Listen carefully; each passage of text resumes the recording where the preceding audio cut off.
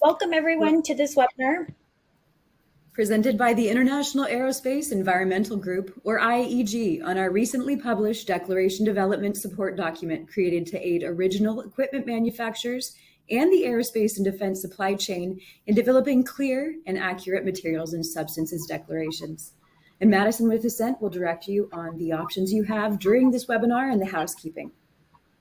Wonderful. Thanks so much, Ali. My name is Madison Adams, and I work at Assent Compliance as the Events and Partnerships Manager. If anyone has any issues during the webinar, please feel free to use the question and answer box on the left-hand side. You can do that for both questions and any technical issues. The platform that we're using today, Engage, has all adjustable browsers. So the audio, question and answers, and slides panel on your screen can all be moved around and customizable to your browser. I will also draw your attention to these blue buttons along the bottom of the screen. If you happen to accidentally close out of anything and you would like to revert back to the way the platform looked when you first joined this morning, you can click the first button on the bottom. That will revert back to the original layout of the platform. The other most important one along the bottom is on the far right-hand side, which is the handout section. In there, you will find a number of very valuable resources that the IAEG team has put together, including a copy of today's presentation and other handouts that are relevant to today's material. We also will reserve some time at the end for questions and answers, but if we don't happen to get to them today, we will make sure to follow up with you directly. And a reminder that today's presentation is being recorded and you will be able to access both the slides and the recording following today's presentation. And with that, I'll pass it back to Ali to move into the presentation today. Great, thank you so much, Madison. Please note that this webinar is being provided in good faith for informational purposes only and is based on the best available information. It is to be relied upon at the user's own risk. IAEG and the authors and presenters of this material make no representations or warranties with regard to its completeness, and no liability will be accepted for damages of any nature whatsoever resulting from the use or reliance on the information included. No part of this webinar constitutes legal advice. My name is Ali Rames, and I will be moderating today's webinar. I'm a client support assistant with Haley & Aldrich, a consulting firm that focuses on environmental compliance, as well as management consulting and geotechnical engineering. We have been a liaison member with IAEG since 2019, and I assist Work Group 1 with management and coordination of various sub-team-related projects, in addition to administrative oversight of work products. And to our presenter today, Lucy Reinbold is an engineering lead within the Global Chemical Substances Program at Raytheon Technologies, leading chemical regulatory compliance and risk management activities. She also chairs the Sustainable Engineering and Design Technology Interest Group at Raytheon. Lucy has a Bachelor of Science, Master of Science, and a PhD in Materials Engineering from Brown University of Rhode Island. She is the Deputy of the Materials and Substances Declaration Work Group 1, within IAEG, and leads the Declaration Development Support Team, which is Subteam 5.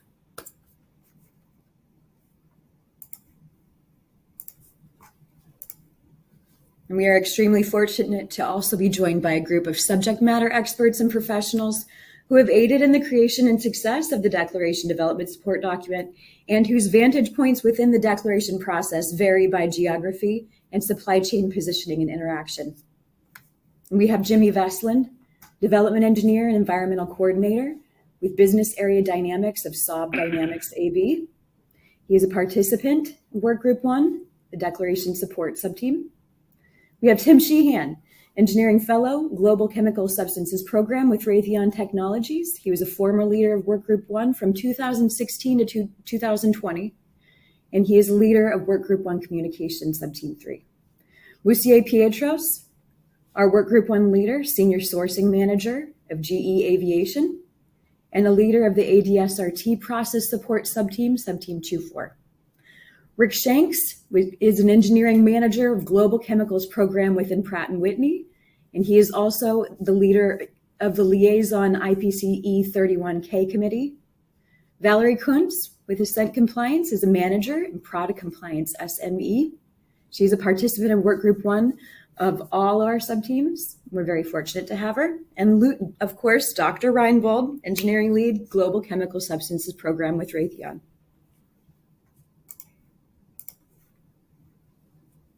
And to introduce IAEG, IAEG is a forum where unprecedented collaboration can take place among leading aerospace and defense companies.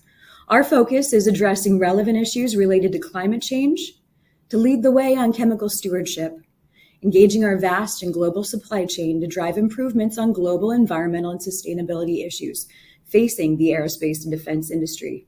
We do that by developing effective solutions, taking all of the aerospace and defense industry value chain into consideration to ensure that our industry remains responsible and sustainable for the future.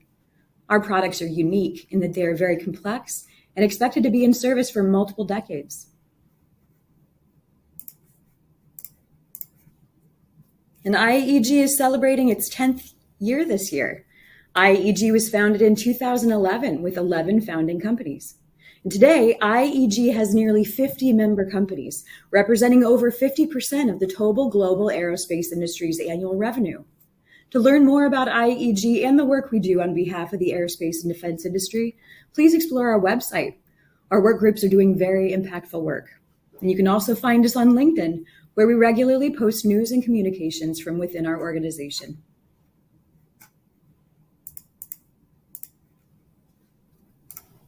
And to introduce Work Group 1, Work Group 1 is Materials and Substances Declarations within the IAEG, and they are chartered with establishing a standardized process for collecting information on chemicals contained in mixtures, materials, products, and/or articles, and technologies to proactively respond to required reporting to customers or regulators in order to achieve compliance while preventing business interruption. One of the primary focuses within this work group is to generate support documentation that will promote consistency, quality, and efficiency of material and substance declaration data gathering. To that end, Work Group 1 recently published a very comprehensive and helpful declaration development support document on its website, available to the public for free download. And you can also find that link within your handouts at the very bottom of your screen. And with that, I will invite Lucy Reinbold to present our next slides on the declaration development process. Welcome, Lucy. Thank you, Allie, and welcome to all of our webinar viewers today. Did you know that elemental chromium present in a metal alloy does not have the same environmental and health concerns as chromium present in hexavalent chromium compounds? Did you know that anodized aluminum is often subsequently sealed, and the anodized seal itself may contain declarable substances such as hexavalent chromium compounds? Did you know that safety data sheets created for certain jurisdictions or countries may differ in their reporting of substances than those from other geographical locations? Did you know that safety data sheets often list volatile or evaporative substances that should not be used to calculate and report declarable substance mass content? After viewing this webinar, we hope you will have a better understanding of these and many other issues and challenges encountered when working to develop accurate materials and substances declarations. Today during the webinar, we will set the stage by reviewing the purpose and benefit of generating clear and accurate materials and substances declarations. We will then review some of the challenges encountered during the declaration development process, including those related to safety data sheets, volatile and processed substances, and transformational and reactive substances as well. Next, the declaration process steps will be discussed and illustrated with a flowchart, and a couple of examples will be presented to highlight how one navigates through the declaration process steps in order to identify and calculate mass for any declarable substances. Lastly, some helpful resources and support tools will be identified so that webinar viewers can obtain more detailed information on the declaration development process. So first, we will set the stage for why it is important to develop meaningful materials and substances declarations and how they can vary in complexity depending on where within the supply chain an article or product producer resides. Due to the constantly evolving regulatory requirements around the world, coupled with company-specific requirements and the global nature of supply chains, it is more important than ever to be able to generate accurate and compliant materials and substances declarations to provide critical information on product content. This helps facilitate effective data exchange with respect to safe use and product disposal information, as well as risk management efforts. Products within the aerospace and defense supply chain can range in levels of complexity. This image, taken from the Aerospace and Defense Industries Association of Europe's sectoral guidance for substances and articles under REACH, illustrates just how complex a product such as a commercial aircraft could be, as it is comprised of hundreds of thousands of individual piece parts at various layers of the product assembly. Regardless of the complexity of a product, however, the same general steps will be taken when developing a materials and substances declaration. To further illustrate an example of a complex product, though less so than a commercial aircraft, an LED lamp is shown here to contain articles or lowest level parts, such as an LED module, thermal transfer pad, heat sink, base, and a socket. It also contains a subassembly driver, which itself contains its own lower level parts or articles, such as a capacitor, an LED integrated circuit, resistor, and a printed circuit board. Each of these 9 lowest level parts shown in red contain their constituent materials and substances that must be reviewed by the LED lamp manufacturer in order to determine what is to be declared. Substance declarations occur at this article level within a complex product or assembly. This helpful illustration can be found in IAEG's recently published Declaration Development Support document on our website. And for a quiz question, true or false? When you have a product or assembly that contains multiple parts or subassemblies within it, substance mass is calculated and reported at the top assembly or product level. So we'll give everyone a moment or two to choose the right answer.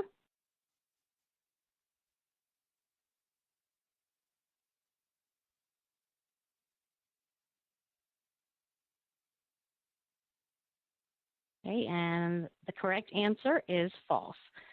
Substance mass is reported at the lowest piece part or article level, and that is the lowest level part on a bill of materials. The declaration process involves the following steps.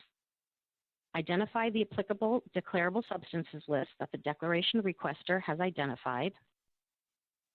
Identify the product or products that require a declaration. Determine if the product is composed of any subassemblies using the bill of materials, engineering documentation, or other logical product structure. Identify all materials in the product, including within any subassemblies or articles that make up the completed product.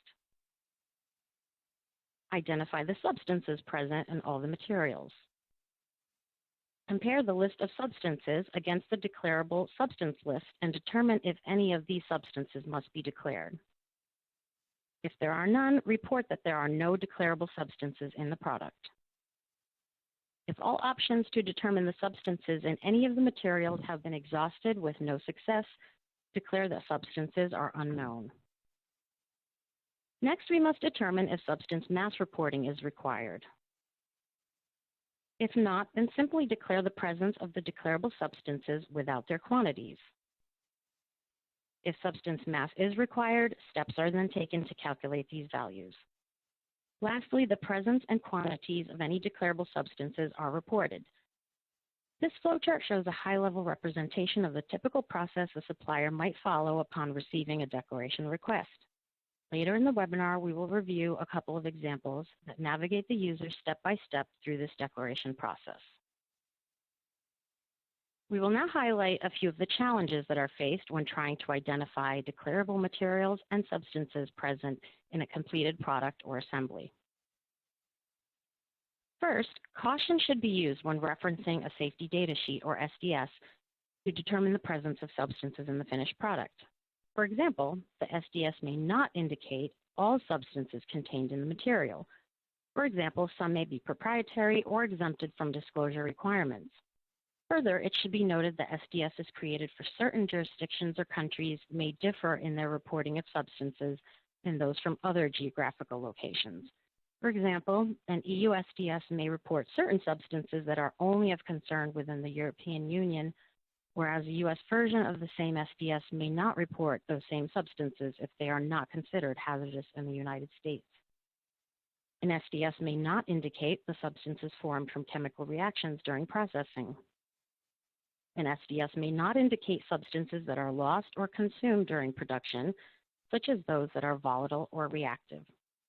An SDS may not indicate substances present but below an applicable regulatory concentration threshold, for example, less than 1% for non-carcinogenic substances in the US. It is also important to note that in different jurisdictions, substances may be referred to by different names or CAS numbers.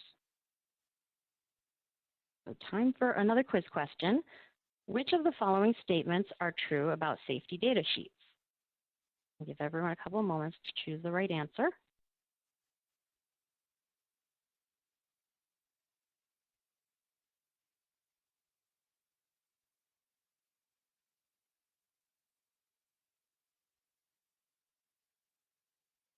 Right?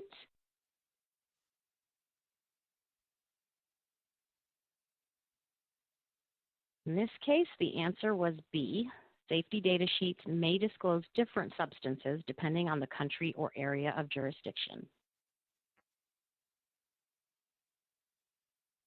The volatility of a substance is a measure of its tendency to vaporize into the air.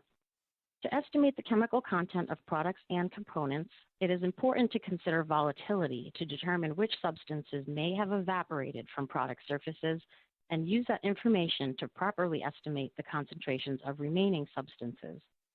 Many substances used as solvents to develop products are volatile, for example, acetone and toluene, and their loss to the air must be accounted for, and their presence should not normally be reported as a chemical constituent of an article. In fact, many substances used in chemical formulations, such as organic solvents or water, are intended to readily vaporize under processing conditions. When uncertain about substance volatility, consultation with the manufacturer or supplier could be helpful. Process substances are typically chemical products that are applied in one or more process steps during the manufacturing of an article. Common applications for process chemicals throughout manufacturing can include preparation of a surface for future processing, for example, cleaning and degreasing fluids, or modification of one or more properties of the surface of the article. Solvent, mechanical, or chemical cleaning of surfaces is not expected to leave a substance from the cleaning process on the surface of the product as delivered. Substances in etchants, deoxidizers, and pickling chemical processes are not intended to remain on the metal surface after chemical processing is completed. Metals may have a surface treatment applied to enhance performance, such as by improving corrosion resistance. A surface treatment may be composed of multiple layers of materials, and substances in all layers must be identified. Refer to the coating specification to identify the layers and material content. Common metal alloy surface treatments include anodization and conversion coating of aluminum, passivation of corrosion-resistant steel, and plating of metal surfaces. Time for another quiz question. True or false? Volatile substances, or those that typically evaporate under normal conditions, should be reported on a materials and substances declaration.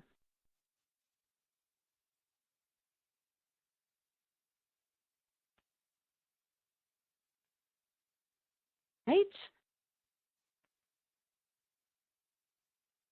So the answer in this case is false. Substances that readily vaporize or evaporate under normal conditions are not expected to remain on a finished product and therefore are not normally reported as a chemical constituent of an article. The use of transformational materials complicates the determination of which substances remain on the as-delivered article. Examples of materials or mixtures that contain transformational substances include primers, paints, sealants, and adhesives, to name a few. When determining the amount of a substance that is present in the final article, particularly in the case of paints, it is necessary to consider that the concentration of the substance usually increases in the reaction product or mixture due to solvent evaporation, while the paint pigments or solids remain on the finished article. In contrast, substances and sealants normally do not change much in weight, while adhesives are so broad in possible behavior that a case-by-case approach must be applied.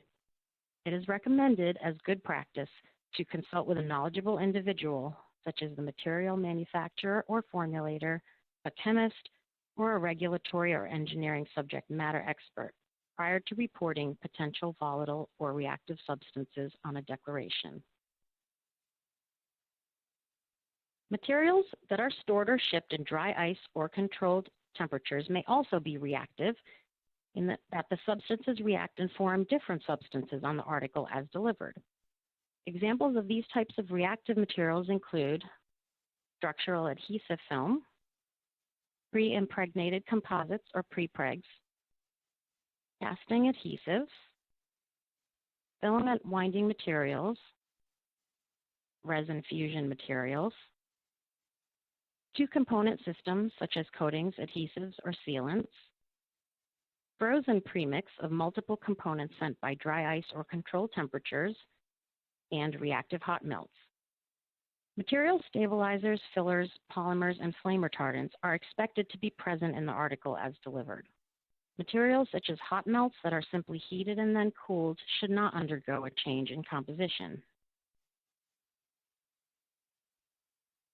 Time for quiz question number 4. Is another true or false?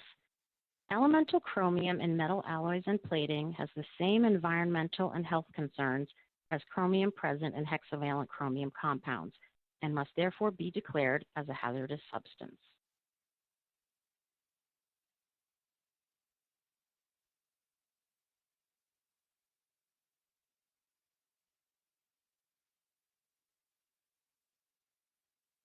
So again, in this case, the answer is false. Elemental chromium in metal alloys and plating form does not have the same environmental and health concerns as chromium present in hexavalent chromium compounds. In other words, metal alloys may contain elemental chromium, but do not contain regulated hexavalent chromium compounds. Now we will walk through a couple of declaration process examples to highlight how to navigate the process flowchart step by step. For our first example, we will use a simple case of a single coating on a base material, a cadmium-plated steel nut. Step 1 is to identify the applicable declarable substances list, or DSL. In this case, we will pretend that a fictional request was received that asked us to provide a declaration against the Aerospace and Defense Declarable Substances List, or ADDSL. Step 2 is to identify the product or products. Here we have just a hexagonal nut. Step 3 is to identify any subassemblies within the product. In this case, there are none. Step 4 is to identify all materials in the hexagonal nut. Here we have two materials. The substrate is made of low carbon steel grade 2H per ASTM A194, and the plating material is cadmium per AMS QQP 416 type 2 class 2. Step 5 is to determine the substances present in each of the materials. The substrate ASTM A194 steel alloy grade 2H contains carbon, phosphorus, sulfur, silicon, and iron. The cadmium plating material obviously contains cadmium, but the type 2 specification within AMS QQP 416 means that the cadmium plating layer also has a supplemental surface treatment that contains hexavalent chromium compounds. Step 6 asks us if there are any declarable substances present in the materials, in this case, ADDSL declarable substances. The answer is yes. Cadmium and hexavalent chromium must be declared for this part. Step 7 is asking if substance mass is required. In this case, yes, the fictional request has required us to declare substance masses.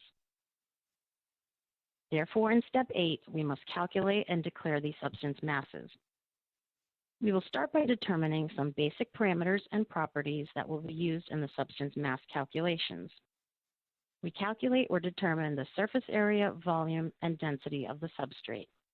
The published Declaration Development Support document on the IAEG website guides the reader through some examples of calculating surface area and volume of basic shapes. Using these values, we can then calculate the mass of the article or nut, which will be used shortly when we calculate the mass percent of each substance in the article. Next, we calculate the mass of our first declarable substance, in this case, cadmium. The mass of cadmium in the nut is equal to the mass of cadmium in the coating, since cadmium is present only in the coating and not anywhere else in the article. The cadmium mass can then be calculated using the formula shown here, using the cadmium plating properties shown in the yellow table. One can also calculate and report the mass percent of cadmium in the finished article by dividing the mass of cadmium in the coating by the mass of the article, and this results in a value of 1.13% cadmium in this hexagonal nut. Next, we must calculate the mass of our second declarable substance, in this case, hexavalent chromium or chromium-6 oxide. The same calculation procedure is used as for the cadmium in the plating layer, only this time we use the properties for chromium oxide as shown in the yellow table. This results in a mass of 0.0000108 pounds, or 0.0355% chromium-6 oxide in the hexagonal nut. The two substance mass values that we calculated for cadmium and chromium-6 oxide would therefore be reported on our declaration for this hexagonal nut. For our second example of navigating through the declaration process, we will look at a case with multiple coatings on a base material, a chromated and primed aluminum cover. As before, step 1 is to identify the applicable declarable substances list, or DSL. In this case, we will again pretend that a fictional request was received that asked us to provide a declaration against the ADDSL. Step 2 is to identify the product or products. Here we have just a cover that is primed on one side. Step 3 is to identify any subassemblies within the product. In this case, there are none. Step 4 is to identify all materials in the primed and chromated cover. First, the substrate itself is made of A357 aluminum. The first coating on the aluminum is Mill Detail 5541 Type 1 Class 1A chromate conversion coating. The second coating is Mill PRF 23377 Type 1 Class C2 strontium chromate-based corrosion inhibiting primer. Step 5 is to determine the substances present in each of the three materials. The substrate A357 aluminum alloy contains aluminum, silicon, beryllium, iron, copper, magnesium, titanium, zinc, and manganese. The Mill Detail 5541 Type 1 conversion coating contains hexavalent chromium compounds, while the Mill PRF 23377 Type 1 Class C2 primer contains strontium chromate and an epoxy polymer that, for purposes of this example, we will pretend is not listed on the DSL. Step 6 asks us if there are any declarable substances present in the materials, in this case, ADDSL declarable substances. The answer is yes, we have 3. Beryllium, hexavalent chromium, and strontium chromate must be declared for this part. Step 7 is asking if substance mass is required. In this case, yes, the fictional request has required us to declare substance masses. Therefore, in step 8, we must calculate and declare these 3 substance masses. As before, we start by determining some basic parameters and properties. We determine the surface area, volume, and density of the substrate. The first substance mass we need to calculate is beryllium in the aluminum substrate. A357 alloy contains a maximum 0.07% by mass of beryllium. When additional coatings are applied to an A357 alloy article, it would only decrease the beryllium mass percent as the total article weight increases. Therefore, in this case, we will use this maximum or worst case value of 0.07% for beryllium. Next, we calculate the mass of the hexavalent chromium in the conversion coating layer. The hexavalent chromium mass can then be calculated using the formula shown here, using the conversion coating properties in the yellow table, and the result is 0.18 grams. One can also calculate and report the mass percent of hexavalent chromium in the finished article by dividing the mass of hexavalent chromium in the coating by the mass of the article, and this results in a value of 0.0138% hexavalent chromium in the chromated cover. Now we must calculate the mass of our third declarable substance, strontium chromate. The same calculation procedure is used as for the hexavalent chromium in the conversion coating layer, only this time we use the properties for strontium chromate as shown in the yellow table. This results in a mass of 1.3 grams, or 0.1% strontium chromate in the primed and chromated aluminum cover. The three substance mass values that we calculated for beryllium, hexavalent chromium, and strontium chromate would therefore be reported on our declaration for this article. As we begin to wrap up our webinar today, we will show you where to get more helpful information about the declaration development process. If you would like to see more detailed examples of substance mass calculations, please visit the IAEG website and download the free Declaration Development Support document. In addition to the examples shown today, this valuable resource illustrates calculations of lead in solder, sodium dichromate sealing treatment on chromic acid anodized coatings, and various other examples. This IAEG publication also contains several helpful appendices, such as this one that lists some common declarable substances used in aerospace and defense industry products. Another helpful appendix lists common surface finish specifications, including both military and industry specs. The final appendix of our Declaration Development Support document provides several website references and links to help the reader find information on common substrate materials, such as copper, aluminum, and plastics.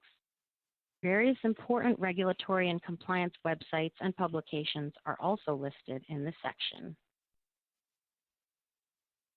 The link on this slide will take you directly to the Declaration Development Support resources on IAEG's website, where you can access and download this informative document.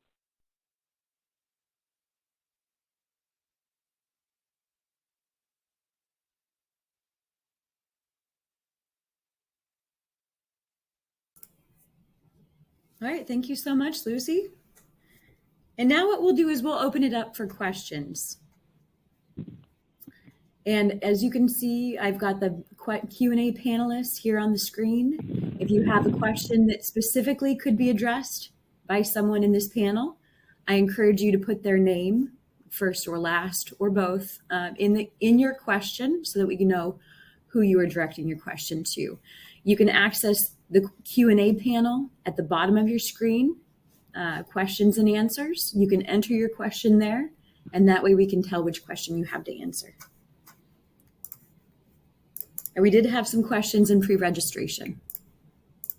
This first question is for Valerie Kuntz. What if I don't know the weight or concentration? What should I do? Okay, so as Lucy kind of talked through during the presentation, there's definitely different ways that you can get the information. Going to like this safety data sheets, doing the consultation with your material manufacturer, formulator, talking to some type of a subject matter expert on that type of product. It could even get to the point where you are actually taking it, doing testing on it, or doing the weight yourself to try and understand what exactly is in there. But oftentimes your best option is to actually go to the supplier, request that information, and collect that data so that it can be provided so you can do the official calculation as part of the formulation. Thank you, Valerie. Do you want to take another question? How can we make the declaration process easier when it is proprietary information?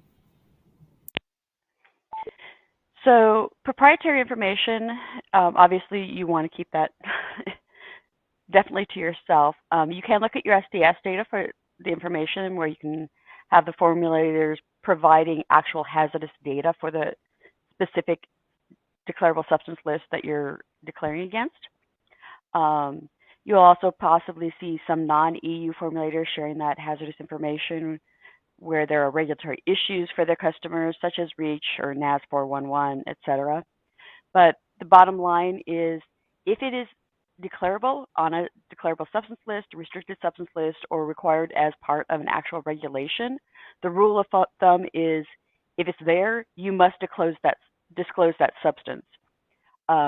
You don't have to disclose everything as part of that specific material, but if the substance itself is declarable, you must disclose that specific substance, and the rest can remain proprietary.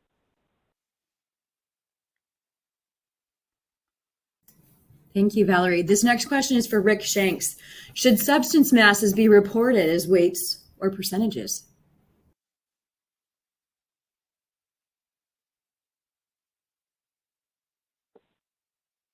Rick. Oh, I'm sorry. This next question is for Rick. Rick, are you on? And we can move on to the next question. This question's for Tim Sheehan. Can companies in aerospace and defense industries use the information included in the document? Absolutely. As you saw, there are lots of examples that are specific to aerospace and defense products. However, the concepts and the examples are not unique to the aerospace and defense industry. And in fact, IAEG is soliciting input from other similar durable good manufacturing industries and companies. We welcome that collaboration, and we certainly feedback on the declaration support document that we provided. So absolutely can be used by other industries and companies. Great, thank you. One question, do we need to declare substances that are less than 0.1%? Open to who wants to answer that one. I'll take that that would one. depend on the. Sorry, go ahead, Valerie. No, go for I it. think we're probably going to say the same thing. It depends on the declarable substance list that's being required for the declaration. So if it's the case of REACH, they do have a regulatory threshold for reporting, which is 0.1% by weight or higher. So if you have a declaration for REACH that you're trying to do, then no, if the substance was less than 0.1%, you would not have to report that. However, again, if you happen to be creating a declaration for some other kind of list, such as the ADDSL or something else, then yes, if it does not have a specific threshold, you would need to declare the substance. Great, thank you. You have a couple more questions here in the queue, Lucy, so if you could stand by. Any advice when customer is requesting substances used in process, even if not present in deliverable article? So obviously there's not one size fits all response. Many of these things would be a case by case sort of situation, but if you do have a certain request that is asking for substances in process, then those would certainly have to be considered as well. Same advice that Valerie gave, whether you consult with safety data sheets or knowledgeable individuals, that would depend on the business to business case and the declaration that's being requested. Yeah, I'm going to add on to that. You know, that's Sure. Oh, go for it. That's exactly right. You know, a lot of these questions would be answered by the nature of the relationship between a supplier and their customer, right? So if the customer imposes reporting at less than 0.1%, for instance, to answer John Richards' question, then you would have to, in order to satisfy that contract requirement, you would have to report at lower than that threshold. The approach and the standard and the ADDSL do not impose any specific threshold. So it really depends upon what is being asked of the supplier, either by their customer or due to a regulatory requirement in how they would have to report. Sorry, Valerie, go ahead. No, I'm just going to add on to that. In addition to that, also, they will be asking sometimes for process chemicals or substances because they're trying to make sure that there isn't an issue with getting the product because you can't get that process chemical. So obsolescence or issues with supply chain, as we know from COVID, can impact anybody being able to make a product, even though it's not ending up in the final product. If it's part of your process, then, and if you can't get access to it, you won't be able to create that product for them. So that's one of the reasons why they will ask for process chemicals, just to understand whether or not it will be impacted by a restriction or supply chain issues. Yep. Obsolescence. So Tim, for REACH, if it's less than 0.1%, does it need to be reported? I'm not sure if we got to that. Well, that's what I was trying to address. If you're using your declaration to respond to, a REACH Article 33 requirement or skip for that matter, then it wouldn't be required. However, many customers, many downstream customers of suppliers would require it. I want to know, anything that's in my product that's reportable at any level, irregardless of a threshold. Or I may impose a threshold myself as your customer to report, anything above that threshold. But again, the process, the declaration process itself, doesn't impose any particular threshold on a supplier. It allows all thresholds, including no threshold, any intentionally added substance, for instance, to be reported. So if you're doing it for REACH, then obviously you would flow that requirement through. I would want to know as a customer that you're providing me something in your product, even not in the European Union or the United Kingdom, that contains a substance greater than 0.1%, so that then I can meet my regulatory obligations in those areas where the REACH regulation is in effect. Okay, and that's along the lines of one of the questions that we received in registration for Jimmy Veslin for the EU REACH SVHC regulation. Is it only when the concentration of the substance exceeds a certain threshold, then we need to declare, where can I find this threshold value? Yeah, that's exactly as Tim was on to, that the regulation itself limits it or sets a threshold at 0.1%. If the received question before the webinar asked for where can this be found, it's more specifically in the Article 33 of the regulation that you may want to look. If you want to look closer according to REACH, additional information on the regulation itself is available on the European Chemicals Agency's website. Okay, but as thank mentioned, that's the legal regulation. Depending on the customer or additional requirements, it may vary. Okay, thank you, Jimmy. Okay, Rick, I believe that you are on. Should substance masses be reported as weights or percentages? Sorry about that earlier. So the tools that we developed for substance declarations allow for both. So the quick answer is you could do both. However, if the information is being sought from the supplier to fulfill a further substance declaration, the information in as percentage is far more useful to the requester, because somebody's going to have to do the calculation between substance mass and versus as a percentage of the mass of the article.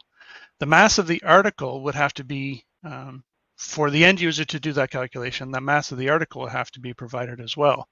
That could be proprietary information, or it could even be export controlled information. So by far the preferred method is to declare it as a substance percentage of the article. Okay. Next question. And this maybe we can address to Musier, Pietros. How can we find out area and volume for complex parts? Is there any application you suggest? I think, how can you find volume for complex part? Most of the time when you're looking for declaration, really you gotta go to the lowest level of the composition of that complex part. You don't do really the volume of the complex part, so you really look at if you see even the webinar, kind of drill down to the nuts and bolts and all that. So you really need to look at it at the specific part where the substance exists. And then you need to use the example that is given in the webinar to really either find the weight or calculate by using the surface area, volume, and all that. So for me to see that the complex part, I think to do a volumetric, how you're going to find it, really going to be on your drawing. But the main purpose of the declaration is really at the lowest level of the article that is within that complex part. Anybody from the team want to add, but this one, the report is really not at the complex part, it's really at the lowest level articles. So that's the part that you need to concentrate. Yep. I can add to that. Lucy, I can actually. Yeah, go ahead, Lucy. We're both anxious to add. I was actually also going to mention that even if your lowest level part is complex shaped, if that's what the intent of the question was, the document actually does address this a little bit. In one of the appendices, we do suggest some possible avenues that can be taken to try to calculate. If you don't have like an exact computer-aided design or CAD model for it to give you that information, you can approximate it as a similar simple shape. And we actually do have some calculations and examples that address something of a more complex shape. So go ahead, Rick. Yeah, that's mostly what I was going to answer, Lucy. But the other aspect of this is if you don't own that, you're not design responsible for that article. This is why we have business-to-business exchange standard tools in place, so you can get that kind of information and have the design owner do the calculation and just provide you the answer. That's part and parcel of why we have this, the business-to-business exchange tools. So the people who have that answer, have the CAD models, can provide that information to their customers. And Rick, we've got one question for you. Does IAEG think that A&D suppliers are prepared to provide responses to the IPC 1754 standard? What can be done to help suppliers respond to these requests? And what are the advantages to A&D companies using the IPC 1754 standard? Three separate questions, obviously. Yep. Do we think our suppliers are capable of using 1754? Well, 1754 is a software standard, so we don't expect our suppliers to actually go into the standard itself and try to figure out what goes on. The purpose of this creating the standard and sponsoring the standard was to provide requirements for solution providers and IT departments inside your company to be able to process this information and communicate it through the supply chain. There are several excellent third-party solution provider tools that make it easy from a point of view of actually providing responses and exchanging information. This seminar is how do you get that information, is based on how do you get that information to provide in a declaration. So part of what can be done to help suppliers is that we would encourage them to seek out solution provider solutions from these providers that make it easy to do the exchange rather than trying to figure out the software standard yourself. And that explains some of the advantages that we would encourage people to use it. Is it makes it an easy format, or tries to simplify the format for exchanging data in a secure way using either internal to your IT system or using these software providers. So that's what we think. Yeah, Thank you, Rick. Rick, can I add on what you said? Absolutely, Musier. Well, what's going to add, I think, it's just the standard, like Rick said, is really a common language between AID to data exchange at the business-to-business level. If somebody want to use the standard internally, your IT team can create beyond the solution provider. There is two ways to approach it. As good solution provider, they already implemented it. And if you want to really deep dive to the how you're going to implement internally, you can pull the standard and just develop your own within your IT environment. That's what I'm going to add. Thank you, Monsieur. This next question is for Dr. Reinbold. Should manufacturers be reporting beryllium content in weld wire?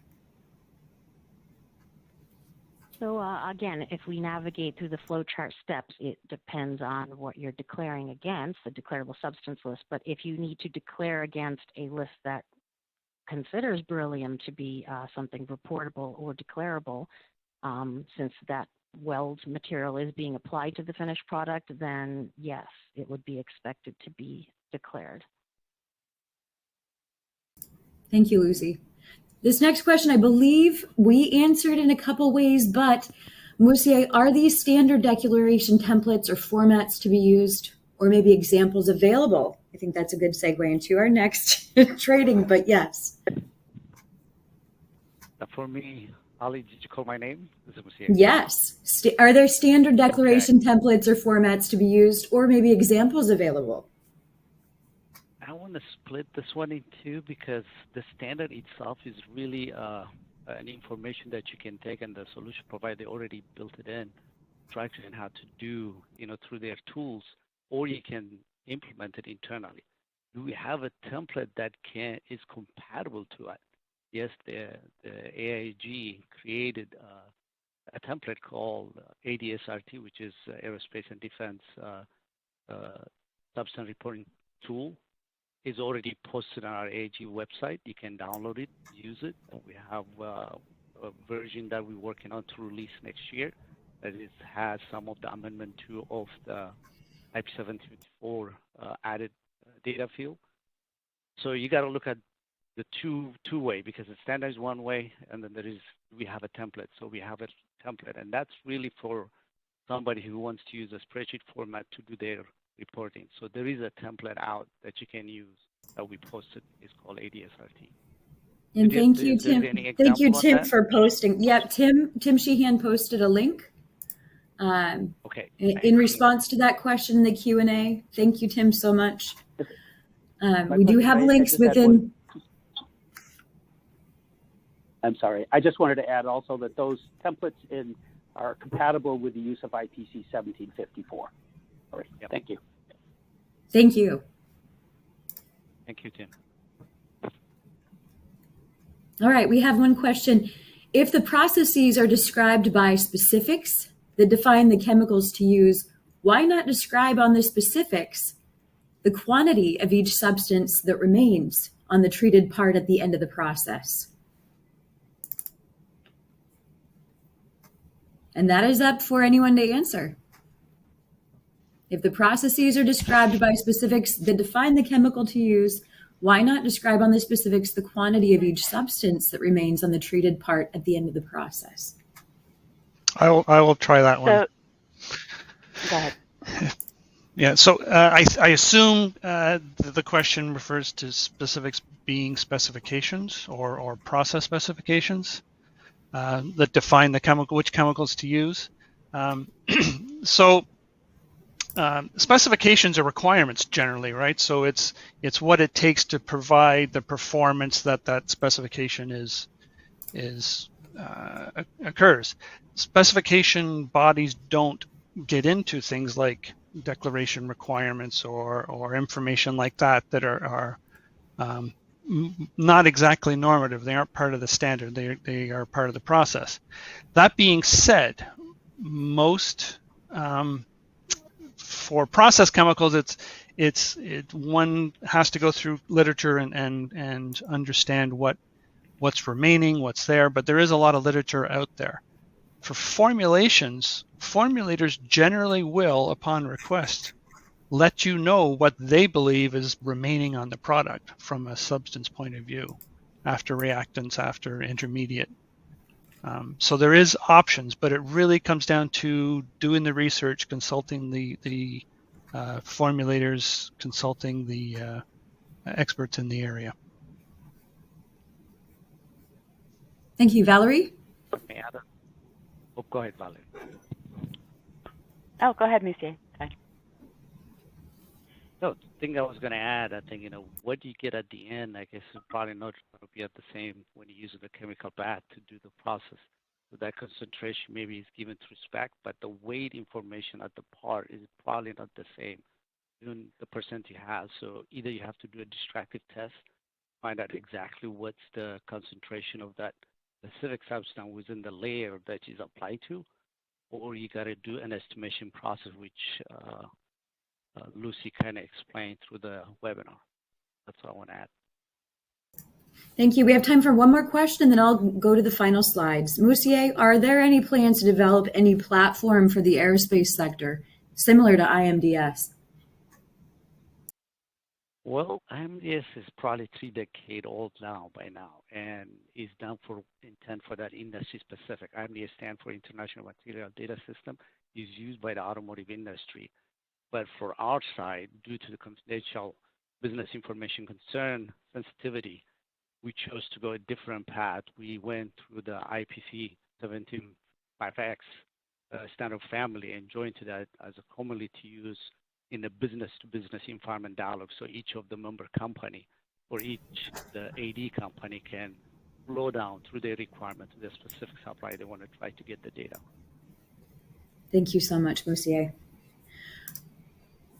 All right, thank you to each of our panelists. And thank you to all of you. To wrap up today, we'd like to thank all of you for your time and insight into the struggles that you and your company faces. Our presenter, the fearless panelists, for facilitating further discussion. We strive to make this a truly valuable resource for the aerospace and defense supply chain.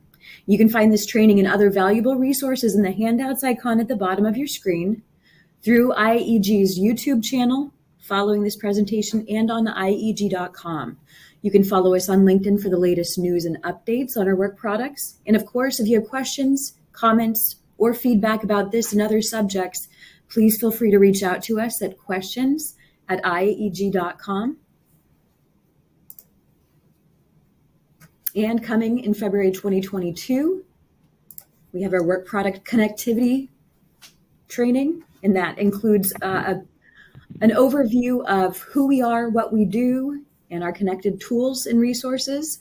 You can find that in the handouts as well, including the links to each of the Workgroup 1 IAEG tools and resources.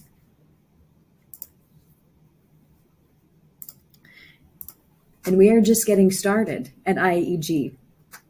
Thank you very much for celebrating with us. Take care, everyone.